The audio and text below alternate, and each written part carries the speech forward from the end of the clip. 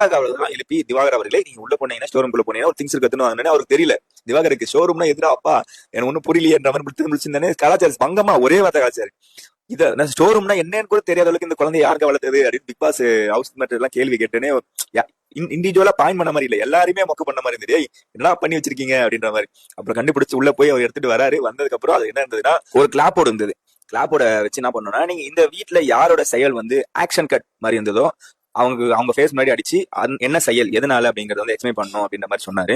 நம்ம திவாகர் வச்சு ஆரம்பிச்சாரு. திவாகர் போய் ஒரு 3 பேருக்கு ஆக்ஷன் கட் போட்டாரு. நம்மளோட கம்ருதீன், அப்புறம் பிரவீன்ராஜ், அப்புறம் எஃப்ஜே 3 பேரை கொண்டு வந்து இந்த 3 பேர் மேலேயே ஒரு குற்றச்சாட்டை வச்சாரு.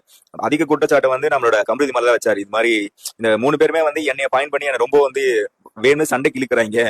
ரொம்ப அதுக்கு அம்ருதீன் உச்ச கட்டம் என்ன வந்து கேட்கக்கூடாத கேள்விகள் எல்லாத்தையுமே கேட்டு விட்டாரு அப்படின்ற மாதிரி பாயிண்ட் பண்ணிட்டு இருக்காரு. அதுதான் இதை எக்ஸ்பிளைன் பண்ணி ஓகே டன் பிரச்சனை இல்லை பாத்துக்கலாம் விடுங்க அப்படின்னு சொல்லி காம்ப்ரமைஸ் பண்ணதுக்கு அப்புறம் எக்ஸ்பிளைன் பண்ணிட்டாரு. இது மாதிரி வந்து எல்லாரையும் யாரா ஒருத்தரை தான் பாயிண்ட் பண்ணணும், ஒருத்தர்கிட்ட நீங்க சொல்லி அவங்க ஒருத்தரை பத்தின இதுவை மட்டும் எடுத்து வைங்கன்னு சொன்னதுக்கு அப்புறம் மறுபடியும் பாத்தீங்கன்னா நம்ம இவங்க ரம்யா ஜோ வந்து 2 பேர்ட்ட போறாங்க. அப்புறம் கம்ருதீனும் வந்து விஜய் பார்வதிட்ட அனுப்பிச்சிட்டு திருப்பி வந்து இன்னொருத்திட்ட போறேன் அப்படின்னு பண்ணாரு. ஒன்னும் புரியுதா புரியலையா நான் என்ன சொன்னேன் அப்படிங்கிற மாதிரி இருந்தது.